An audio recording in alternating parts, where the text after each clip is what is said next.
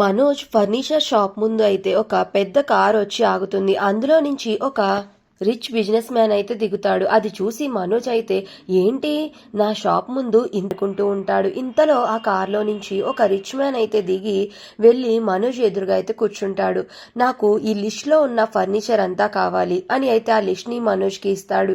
ఇక అది చూసి మనోజ్ అయితే చాలా సంతోషపడిపోతూ ఓకే సార్, ఇవన్నీ మీకు పంపించేస్తాము, ముందు మీరు అడ్వాన్స్ పే చేయండి సార్ అని అయితే అంటాడు మనోజ్. లేదండి, ఈ షాప్ ఓనర్ మీరు కాదు, రోహిణి గారు వస్తేనే నీ ఫర్నిచర్ అంతా బుక్ చేసుకుంటాను, ఆవిడ ఉండాలి అని అయితే ఆ రిచ్ మ్యాన్ అంటూ ఉంటాడు.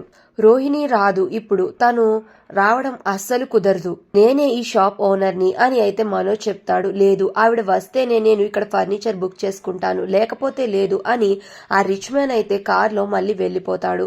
అతను వెళ్తూ ఉండగా దారిలో అయితే బాలు మీనా అయితే అతనికి కనిపిస్తారు. వెంటనే ఆ రిచ్ మ్యాన్ అయితే కార్ దిగి వెళ్ళి బాలుని హక్ చేసుకుంటాడు. ఇక అప్పుడు బాలు అంటూ ఉంటాడు, ఏంట్రా ఏదైనా పని ఉంటే కావాలి అని అడిగావు, నువ్వేంటి పెద్ద రిచ్ మ్యాన్ లా కార్లో తిరుగుతూ సూటు బూటు వేసుకుని ఉన్నావు అని అయితే అంటూ ఉంటాడు బాలు. ఇక అప్పుడు ఆ రిచ్ మ్యాన్ ఇలా అంటూ ఉంటాడు, నేనే పెద్ద కేడినంటే నాకంటే పెద్ద లేడీ కేడి ఒక ఆవిడ ఉంది, ఆవిడ నాకు డబ్బులు ఇచ్చి నన్ను రిచ్ మ్యాన్ లాగా యాక్ట్ చేయమంది, అలా యాక్ట్ చేసి ఒక షాప్ లో అయితే ఫర్నిచర్ కొనమంది, అప్పుడే నేను ఆవిడ ఉండాలని కండిషన్ పెట్టాలంట, అప్పుడు మాత్రమే ఆవిడ ఆ షాప్ లోకి అడుగు పెడుతుందంట అని అయితే మొత్తం విషయం అయితే ఆ వ్యక్తి బాలుకి చెప్పేస్తాడు. ఇక అప్పుడు అవునా, ఇంతకీ ఆ షాప్ పేరేంటి అని అయితే బాలు మీనా ఇద్దరు అడుగుతారు.